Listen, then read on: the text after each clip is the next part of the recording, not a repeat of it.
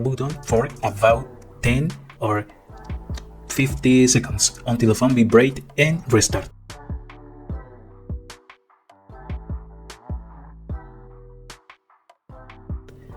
Two, if this doesn't work, proceed to next method. Method 2. Use a key combination. Press and hold power plus volume down until the device restart. Release the button when your Xiaomi logo disappears. Using your PC. 1. Download and install ADB fastboot tools on your computer. Connect USB into PC. Okay.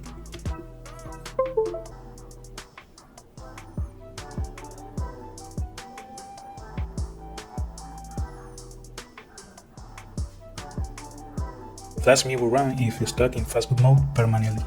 Download and install Mi Flash 2 from Xiaomi official website, okay? Download, correct MIUI fastboot and run for your phone.